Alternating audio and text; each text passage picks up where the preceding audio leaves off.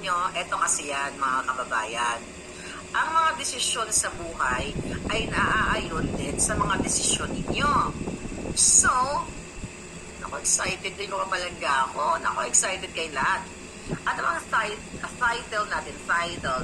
Gusto niya ba nag-video? Ano ang kulay ng stash box ni nga ba? Alam mo yun nung bata tayo, yung nung high school days, yung mga ano dyan, no, yung mga purita like me. Hindi naman lahat, I mean, kahit Richie Beachy.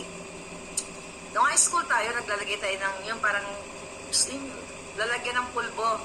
Diba? Minsan yung lalagyan ng chinchansu, pag naubos na, lalagay mo yung pulbo doon, tapos ganun-ganun ka nung high school. Si Kuting may ganun din. Meron siyang stash box, pulbo din naman ang nakalagay. White powdery substance, pero hindi siya gumagano. Gumaganon siya. Ganon. Ang chika boom. Okay? Diba? Compare natin ang pulbos ng ating kanalagyan ng high school days doon sa pulbos na favorite ni Kuting. So, ito kasi ang hanas. I remember nung high school days, so nakaalala na inyong mga high school days moments. Oh, excited na sa zona ko. So, bakit pa tayo nagpapaligoy-ligoy pa? Eh, kailangan sa buhay yun. Kasi mga palangga, ang laban sa buhay, huwag kang tira ng tira, magurgur ka. Diba? Dapat may mga pamamaraan kung paano mo itutumba ang iyong kalaban. Hindi ka basta tira ng tira, dahil hindi lang puro tapang sa buhay. Kailangan mo rin ng alindog. O, diba? Kailangan mo ng alindog. Ay, baliktad yung damit ko. Kasi my star. Alright?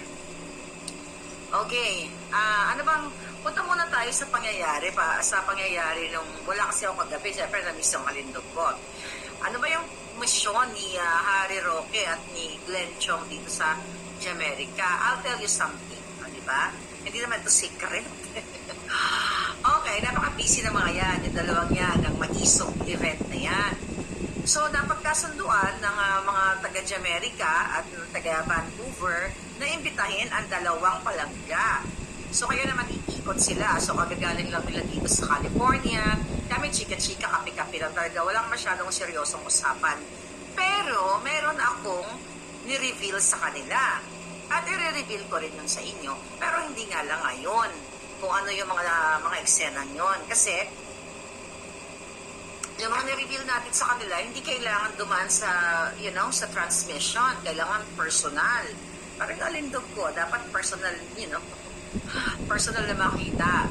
Okay, here's the thing. Mag-enjoy na tayo palangga. Kasi I feel, the movie is coming soon. What kind of movie do you want, mga palangga? Okay, by the way, nasa Vancouver nga si Attorney Glenn at si Harry Roque.